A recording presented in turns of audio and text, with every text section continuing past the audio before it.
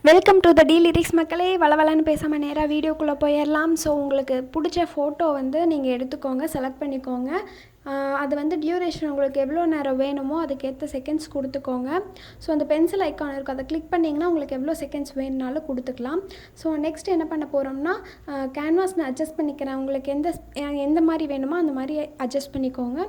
So next filter போயிட்டு நான் use பண்ணுறது இன்ஷாட் ப்ரோ.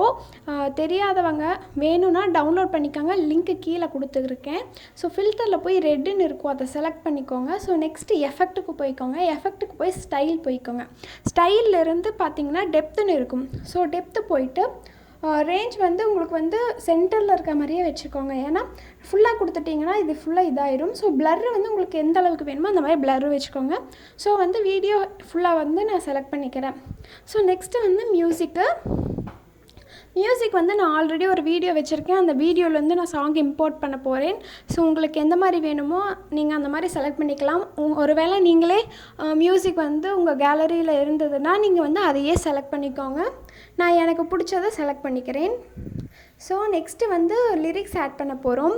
லிரிக்ஸ் வந்து நான் ஆல்ரெடி கூகுளிலேருந்து காப்பி பண்ணி பேஸ்ட் பண்ணி வச்சுருக்கேன். ஸோ அதை வந்து செலக்ட் பண்ணிக்க போகிறேன். நான் வந்து ஸ்டார்டிங் ஒரு லிரிக் எடுத்திருக்கேன். நான் வந்து எனக்கு பிடிச்ச ஃபாண்ட் வச்சுருக்கேன். உங்களுக்கு இந்த ஃபாண்ட்டு வேணும்னா கமெண்ட் பண்ணுங்கள், நான் இதையும் வந்து ஆட் பண்ணுறேன். ஸோ நெக்ஸ்ட்டு அனிமேஷன் வந்து கடைசி அந்த பால் மாதிரி போயிட்டு வருது பாருங்கள்.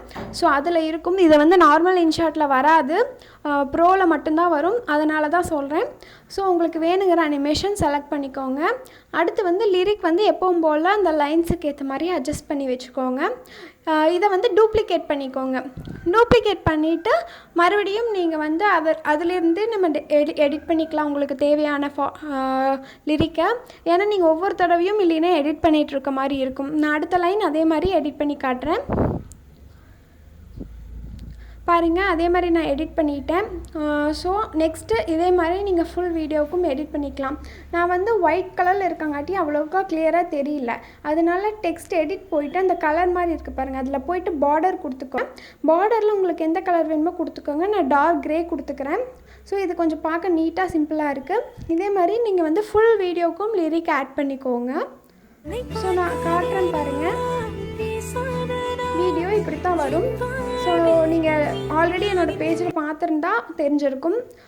ஸோ அவ்வளோதான் உங்களுக்கு. நீங்கள் இதை வந்து சேவ் பண்ணிக்கோங்க, ரெசல்யூஷன் ஃபுல்லாகவே வச்சுக்கோங்க. நான் யூஸ் பண்ணுறது மோட் வெர்ஷன், அது வந்து என்னோடய இன்னொரு சேனலில் போஸ்ட் பண்ணியிருக்கேன். இது வரலாம் பார்க்காதவங்க போய் பாருங்கள், லிங்க்கு கீழே கொடுக்குறேன். அதே மாதிரி உங்களுக்கு வந்து ஃபாண்ட் வேணும்னாலும் சொல்லுங்கள்.